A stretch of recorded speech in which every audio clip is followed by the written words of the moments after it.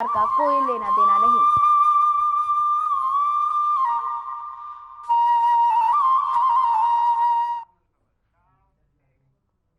नमस्कार, मैं हूं आपके साथ सोनिया चौहान। उत्तराखंड की खबरों में आप सभी का स्वागत है। रुक करते हैं खबरों की ओर।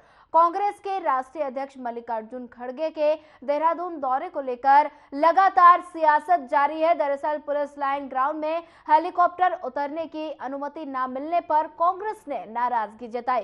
कांग्रेस प्रदेश अध्यक्ष करण माहरा ने अपने कार्यकर्ताओं के साथ पुलिस मुख्यालय डीजीपी ऑफिस के अंदर धरना दिया और साथ ही पुलिस और सरकार के खिलाफ जमकर नारेबाजी भी की।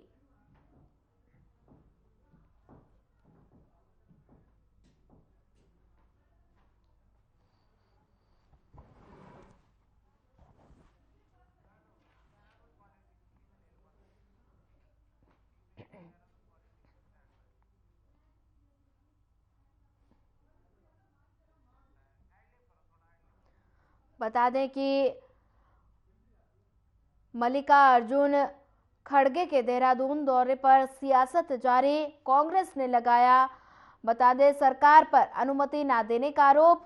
बीजेपी ने कहा ये हमारा मामला प्रशासन के हाथ में है, सरकार का कोई लेना देना नहीं।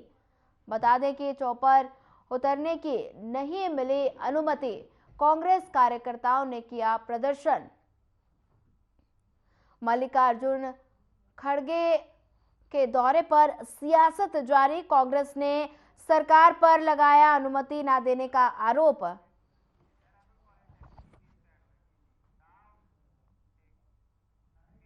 बढ़ते हैं अगली खबर की ओर। कांग्रेस के राष्ट्रीय अध्यक्ष मल्लिकार्जुन खड़गे के देहरादून दौरे पर बीजेपी और कांग्रेस में आरोप प्रत्यारोप का सिलसिला जारी है। वहीं आपको बता दें खड़गे का सम्मेलन देहरादून के परेड ग्राउंड पे आयोजित होना था, लेकिन सरकार की तरफ से अनुमति नहीं मिलने पर अब ये सम्मेलन देहरादून के बन्नू स्कूल ग्राउंड पर आयोजित किया जा रहा है। वहीं बीजेपी के प्रदेश मीडिया प्रभारी मनवीर चौहान ने कांग्रेस पर निशाना साधते हुए कहा कि कांग्रेस की तरफ से पहले बन्नू स्कूल में ही कार्यक्रम निर्धारित था।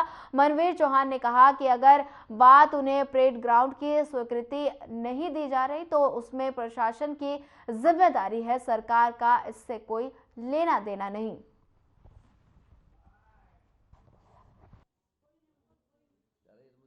बिल्कुल बेमानी बात है। चौहान साहब अपनी को साबित करने के लिए कागजात प्रस्तुत करें।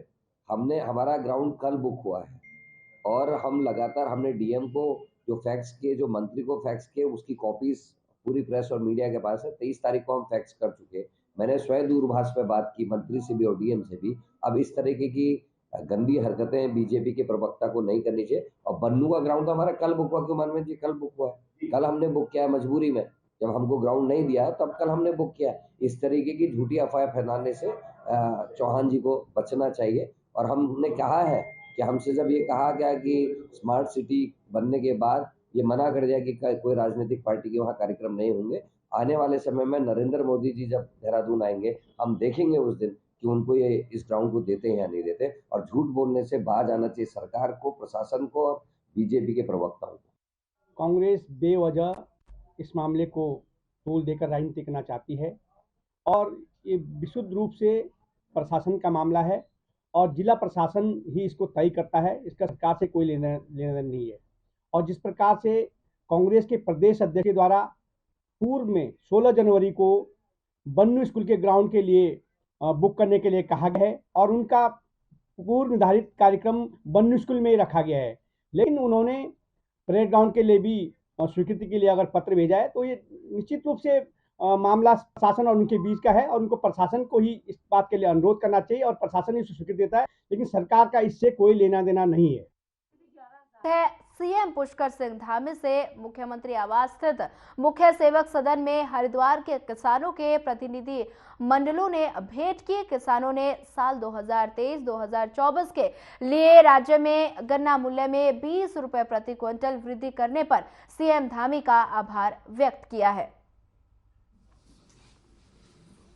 अनेक स्थानों पर जो समाज का नेतृत्व प्रतिनिधित्व करते हैं, ऐसे आप सभी के यहाँ आगमन पर जो कार्यक्रम हो रहा है, अभी हम सब लोग जिनको सुन रहे थे, हमारे प्रदेश के पूर्व मुख्यमंत्री, भारत सरकार के मंत्री और हरिद्वार क्षेत्र के लोकप्रिय सांसद आदरणीय डॉक्टर रमेश पोखरियाल निशंक जी, उनका उद्बोधन हम लोगों ने सुना, बड़ा रंग जमाया उन्होंने।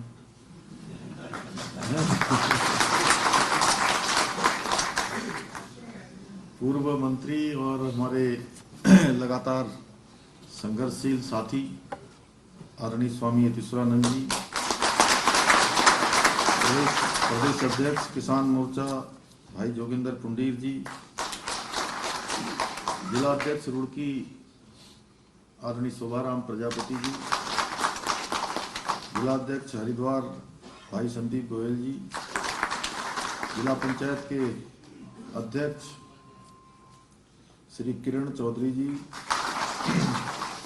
और अभी राज्य सरकार में मेरे सहयोगी के नाते गन्ना विकास को गति देने का काम जिनके सानिध्य में आगे बढ़ेगा, ऐसे आदरणीय श्यामपीत सैनी जी, और हमारे सभी जनप्रतिनिधिगण। मैं किस किस का नाम लूं?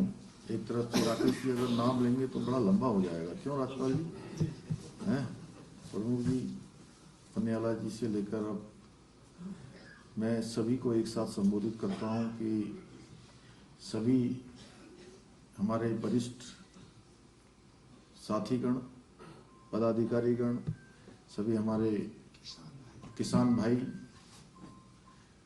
ब्लॉक प्रमुख से लेकर जिला पंचायत सदस्य, क्षेत्र पंचायत सदस्य, ग्राम प्रधान, विभिन्न समितियों के, कोऑपरेटिव, गन्ना समिति, अन्य दुग्ध समितियां, तमाम समितियों में, और मैं एक तरह से कह सकता हूं कि पूरे हरिद्वार की क्रीम, क्यों स्वामी जी, ये ठीक रहेगा, पूरा हरिद्वार यहाँ पर है। आप लोग यहाँ पर लाखों में हैं, क्योंकि स्वामी जी ने कहा कि कोई 10,000 लोगों से संपर्क में है, कोई 5,000 से है, कोई 500 से लेकर 10,000 तक की संख्या तक सीधे कम्युनिकेशन करने वाले लोग हैं। तो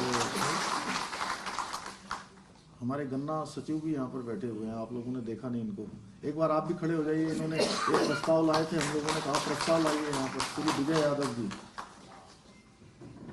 तो मैं सबसे पहले तो आप में से बहुत लोग पहली बार आए होंगे यहाँ, इसके अंदर पहली बार कौन कौन आया है इस हॉल में? संजय खड़ा कर आप भाई, वो पूछ रहे हैं जो पहली बार आए हैं, जो इस हॉल में पहली बार आए आज वो हाथ खड़ा करें, पीछे वाले बड़ी संख्या, बड़ी संख्या है। चलिए अभी डलवाते हैं, अभी डालते हैं प्रधान जी, अभी डालते हैं 100 प्रधान।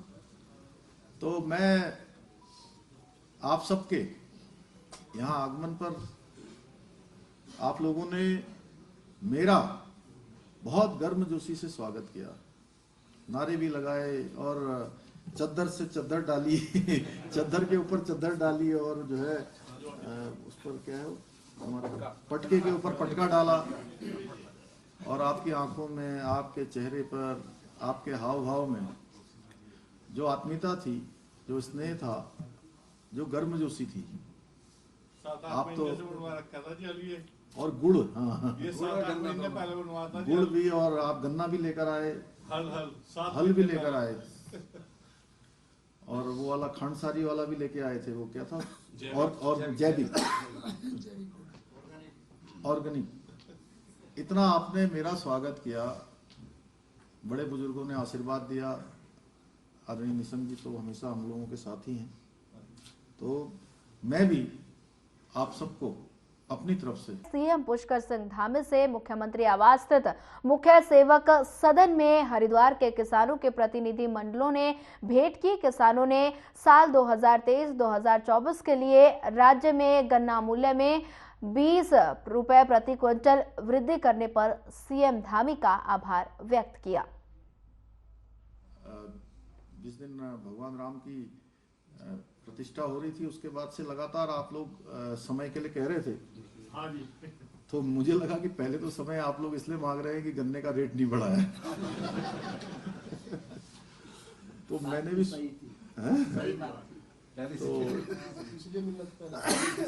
तो स्वामी जी बोले कि एक दिन मैं तो अयोध्या आ गया हूँ, तो ये जो है हमारे जिला पंचायत वाले और सब लोग आ जाएंगे, ये लोग जो है।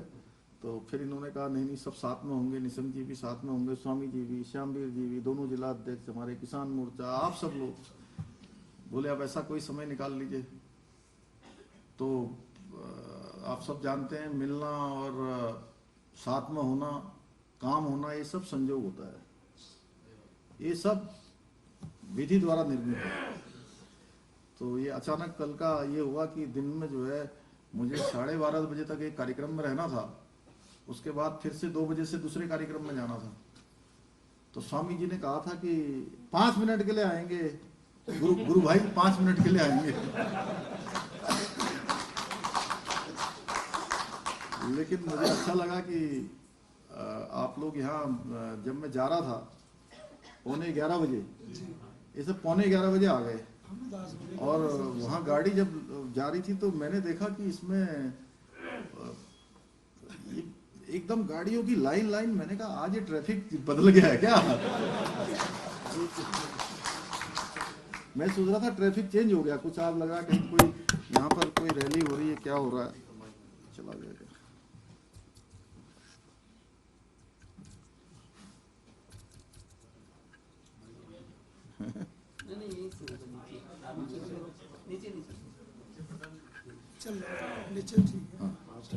आ गया जी।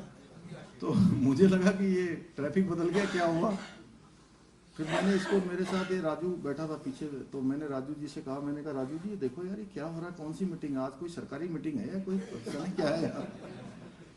फिर मैंने एकदम से देखा तो उसमें भारतीय जनता पार्टी के जिला पंचायत सदस्यों की गाड़ियां ज्यादा थी, वो झंडे लगे हुए थे भाजपा के। अरे मैंने कहा ये तो हमारे ही है, सब हमारे पास आ जाएंगे।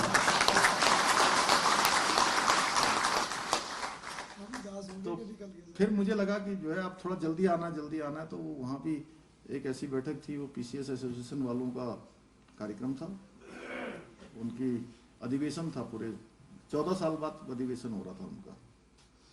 तो मैंने कहा एक बड़ा संजोग है भाई साहब, भगवान सूर्य नारायण उत्तरायण में आ गए, मकर संक्रांति, लोहड़ी, उत्तरायणी, और उधर साउथ में कहते हैं पोंगल, कहीं बिहू, कहीं माघी, अलग अलग नामों से मनाते हैं। और जब भगवान सूर्य नारायण उत्तरायण में आ जाते हैं तो सारे मंगल काम शुरू हो जाते हैं। बालियान जी, आप भी मंगल काम के आ गए हो। तो सारे मंगल काम यानी कि अच्छे काम। ये देखिए मंगल काम हो गया, गन्ने का रेट बहुत दिनों से नहीं बढ़ रहा था, कलयुग के 5126 साल पूरे हो गए। 5126 साल। उससे पहले था द्वापर के भी कई हजारों साल। उससे फिर पहले था त्रेता, जब भगवान राम पैदा हुए थे। तो हम सब लोगों को भी इन हजारों सालों के बाद भगवान राम के उसी युग में जीने का अवसर मिल गया। उसी युग, राम युग की शुरुआत हो गई जो त्रेता युग में था। और ये अवसर हमको हमारे प्रधानमंत्री जी के नेतृत्व में मिला है और उनके कारण से मिला है। इतनी जल्दी आप देखिए, जो भी काम प्रधानमंत्री जी के समय में शुरू हो रहे हैं वो काम हमारे जल्दी जल्दी पूरे हो जाते हैं। आप देखिए दिल्ली में भाई साहब जहां संसद में बैठते हैं, नई संसद कुछ ही महीनों में बनकर तैयार हो गई, मतलब कुछ साल कुछ महीनों में। जो लोग सोच रहे थे पहले के समय में काम शुरू तो होते थे, योजनाएं शुरू होती थी अनिल जी, लेकिन वो योजनाएं पूरी नहीं होती थी। शिलान्यास हो जाते थे, लोकार्पण नहीं होते थे। संसद बनकर तैयार हो गई। ये लोग पहले कहते थे कुछ लोग कि अरे कहां राम मंदिर नहीं बन सकता, बनेगा ही नहीं। कोर्ट में लगा देते थे, अर्जी लगा देते थे, कभी ताला लगवा देते थे, कभी कार सेवकों पर, राम भक्तों पर, राष्ट्र भक्तों पर लाठी चलवा देते थे। और मोदी जी के समय में आप देखिए कि भगवान राम के मंदिर का बनने का शिलान्यास हुआ, उसका लोकार्पण भी हो गया, प्राण प्रतिष्ठा भी हो गई।